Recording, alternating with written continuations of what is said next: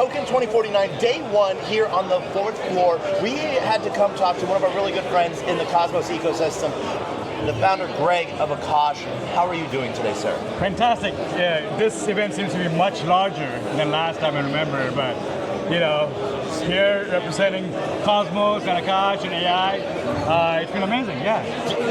Great things are happening on Akash. You guys have been burning through compute and being used continuously. One of the things I love checking is your dashboard of what is idle and what is in use, and it seems like your idle keeps getting smaller. We're currently on average running anywhere between 60 and 70% utilization, which is significantly healthy compared to your traditional cloud, which is like 40 to 50 max on a good day, right?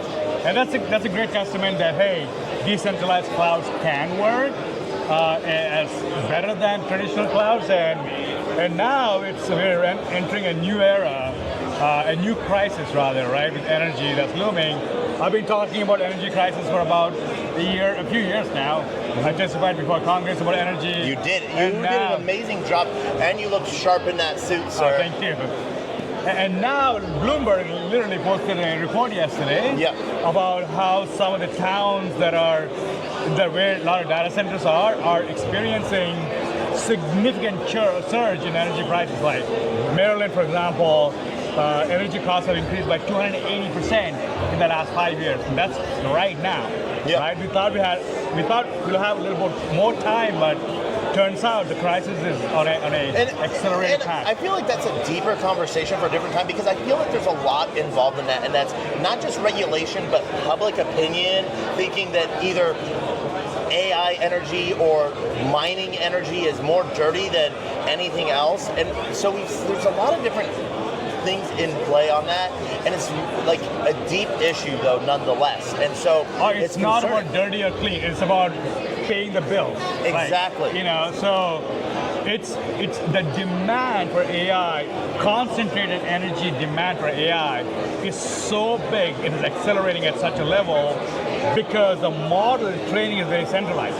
Do you think so if you can decentralize and distribute it, you solve the energy crisis. Do you think that that's going to bring about more regulation, pro-regulation on nuclear energy? I hope so. I hope, I meet a lot of like SMR, or small modular reactor companies. The current administration is extremely pro-energy. They're deregulating as much as possible, but unfortunately nuclear is one of those things no one wants to touch. Not in my backyard. It's great, but not in my backyard. And they're taking down the nuclear reactors, which I think is like a disservice to humanity. I call it crime on humanity, right? So I'm really worried. We have to decentralize AI as fast as possible, or else AI is going to get such a bad rep because of the energy and the pollutions, because most of the energy is coming from LNG. They're not from renewables or not from nuclear. So we cannot build nuclear fast enough, right? So it is coming from burning fossil, which is not a good thing. And I'm afraid that there's not too much emphasis on distributed training that should come from, really outside a small little niche circle, right? And so one of the things that we've seen in that too, like we saw this, I want to say like around 3 years ago, we saw a huge push on energy with Bitcoin mining, and then that banned, a lot of countries put their stamp down on mining facilities, and that migrated a lot of Bitcoin hashing power. Do you think that's going to happen, or do you think countries now see the power of AI, the countries looking at who owns AI, who will own the next movement on that? No, the amount of Bitcoin energy compared to AI is minuscule. AI overall, I think it's about 10 gigawatts of energy, so that's comparable to about 10 nuclear facilities. AI, its current projection by Department of Energy is about 12% of U.S. grid by 2028. And that we believe is conservative. The reality is somewhere between 30%. So even even if you do 12%, that's about 580 terawatt hours of energy, and that's enormous compared to Bitcoin, right? So I think Bitcoin, the public narrative about Bitcoin is not so much about, hey, how much energy, because sure, it's using a lot of energy, but it was mostly, I think, hate for crypto more than like right? Because no one's talking about AI energy in terms of this with the same level of scrutiny that talked about Bitcoin. Even though AI is taking a lot more energy, right? It doesn't fit Elizabeth Warren's narrative. Sorry, Continue. guy from Verticals here. I don't know if you know. Dude, I'm doing an interview. Oh, you're doing. Oh, It's okay. We keep rolling. Yeah. This is how busy Token 2049 is. There's so many people here. So, and that's one of the things that we'll see maybe a lot of more regulation, because I think where the focus was where crypto versus AI, we had different political members saying whether it was dirty or not, corrupt or not, and we really can't say that with AI. It's more that everyone's trying to build and get it and Where's get Elizabeth control. Warren when he's talking about AI? Because like all her donors are probably, part of a party that that supports her agenda, right? Like, no, I think it's going to be more a public outcry, because I saw the article yesterday about in the Bloomberg, right? I mean, you can Google AI data center energy. There was talk about how someone, a blind person in Maryland, who's on like government support, essentially, he's on Medicare, has to like pay 80% more for the same energy he was getting three years ago. And that's the kind of story that moves public opinion. And that's what we want to avoid, right? Yep. And this is 2025. And we're still living on 1960 infrastructure, and 1940 barely infrastructure. touched like the demand curve for AI, right? Imagine what this is going to look like in 2028. And one of the worst part is like, if you look at like OpenAI data center in Albany, Texas, or Memphis, Tennessee, the XAI data center, you can see a clear trend where the amount of energy required is doubling every 2 years. Yep. So XAI is about 150 megawatts. Albany in Texas is about 300 megawatts. So what that means is, if you actually look at like where the energy is coming from, it's burning gas, right? Yep. Literally burning fossil. That gives about 2 million metric tons of carbon in a highly concentrated region. What do you think that's going to happen with the environment? I mean, with air. We forget all the carbon offset and all the ice caps melting. Sure, there's that issue, but I'm talking about people breathing air in a community with 100,000 people. So is this becoming a Greg focus, or is this becoming a Akash focus of greener energy use via decentralized compute? I'm talking about more energy in terms of sustainable energy. And that doesn't give out bad air like we experienced in the 1920s. Yeah. It doesn't matter what aisle of the political realm do you fall under. No one wants to breathe bad air. No one wants to drink dirty water. And you can argue about the climate agenda and all that stuff. All that put aside, I'm talking about basics in terms of clean air and clean water. Too many metric tons of carbon means about 400,000 cars emitting energy on the road all the time. Yeah. And this town is about 100,000 people. So imagine 400,000 cars for 100,000 people emitting, running all the time. What kind of emissions, what kind of air you're going to breathe, right?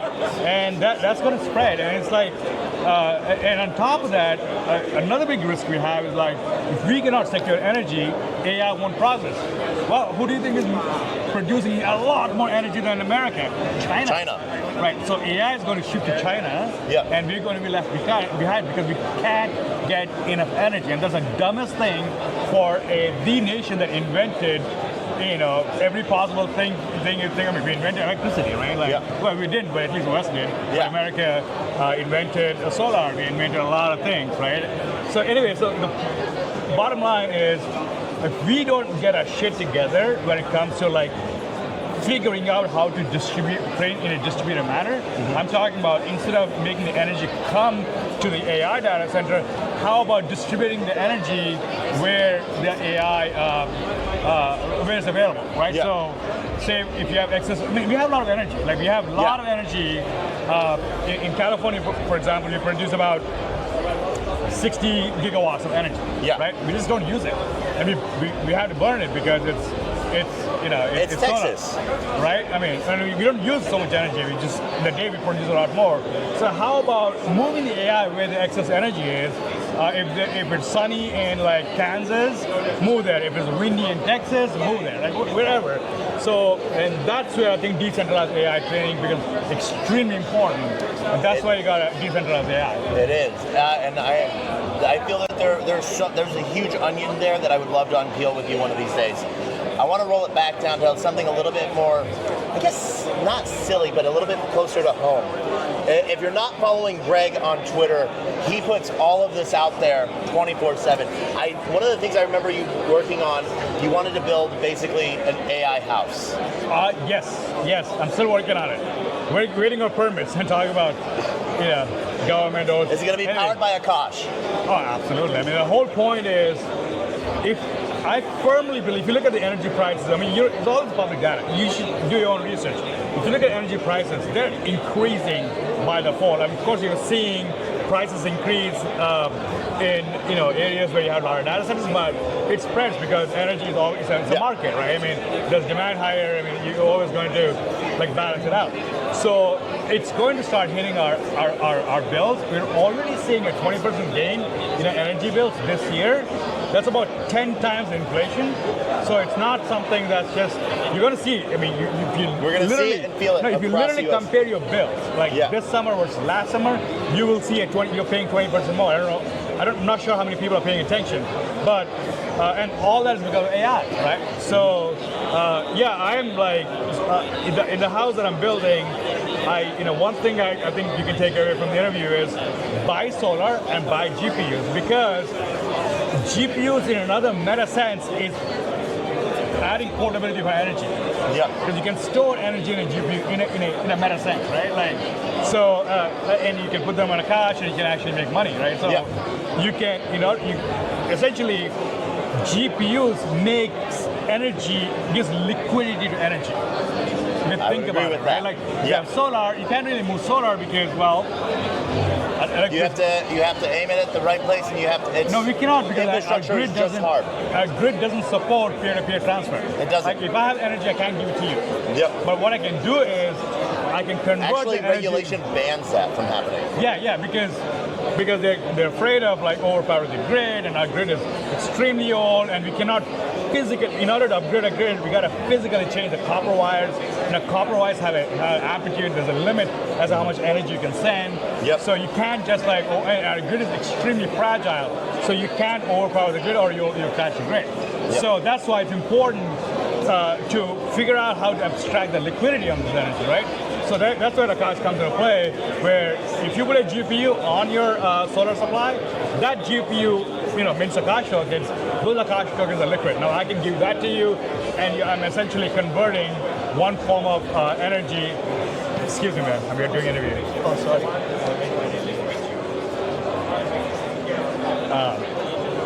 Converting one form of energy? One form of energy into another form, a meta abstraction that you can move around. Yeah. Yeah. And so, a lot of cool things moving in Akash. Any big announcements happening here at Token 2049? We're not making big announcements here particularly. Any alpha?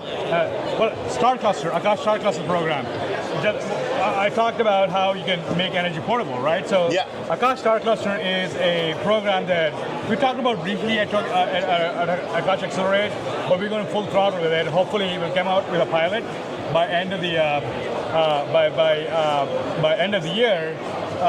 And there are a few exciting aspects of the StarCluster program, but StarCluster is essentially to take AI to the home. So, if you have a good roof space, and if you're in America, you can sign up for a program where we'll finance the whole thing, the solar setup, the batteries, the GPUs, the whole thing for your home. And you as a homeowner, you're kind of leasing the rooftop for us, because that's really the goal, the next real estate piece. So exactly, you have rooftop that's free, and you can mint solar from there, convert that solar to GPUs, and and by end of the year, I think we'll figure out how to do distributed training. There's lots of different companies and lots of different projects that are working on making distributed training a reality. Yeah. And there's incredible progress that's being made over the last, I would say, like few months or even a year. and all those are coming to Fusion. And Akash is now slowly turning out to be the orchestration layer for distributed training. Nice. And so I highly recommend get some GPUs if you have. Get solar if you have, because your energy costs are going to go so high, and you'll thank me for this advice I'm giving you. And part of that is we also have figured out some of the challenges that distributed computing had, or decentralized computing rather. One challenge was like continuous non-disruptive verification of resources. Like how do you, when someone says they have a GPU or some compute, well, you can verify. I mean, there are techniques you can verify. That's not a novel piece, but how do you continuously verify without disrupting the workload? Yeah. I think that's a big innovation that we, after 5 years of research, we came to conclusions, and we're excited. I mean, along with the home clusters, because a big part of the home cluster is engineered verification without a continuous verification rather, right? Right. Because now you go blast out. So far, Akash's compute has been primarily data centers. Yeah. But once you go to home, it's a very different rigor on resource verification. So a lot of the innovations are coming to support the StarCluster program that I'm really excited about, and also incentives that are coming finally on Akash. So a lot of really fun things over the next few months. Sounds amazing. And top of that token, right? So we announced we're doing the BME model, or the burn mint. In Akash's case, the token will become net deflationary, and with our current adoption, I think instead of inflationary, which most of the economics are, it becomes deflation. That means we're going to be burning more tokens than minting very, very soon. So lots of cool things. And incentivizes more node operators. Yeah, more node operators, and I mean, incentivize token holders, right? Well, exactly. If you're burning more tokens than you're minting, that means the net supply reduces over time, and that strengthens the token, right? So the DeepIn is now starting to actually deliver, because the demand we have from decentralized AI, distributed training, to distributed inference is just growing by the numbers every day. Now we had to tie that all back to the token accruing value, and that's really exciting about the incentives that are coming along too. Now, if anyone wants to learn more about Akash, where can they go to find out more? Well, Akash Network is our website, and I mean, it's got all the information, quite a bit, but Twitter account, Akash.com/AkashNet_ is also a good place. And that is AKASH.network. We'll see you on the flip side here at Token 2049. Thank you. Singapore.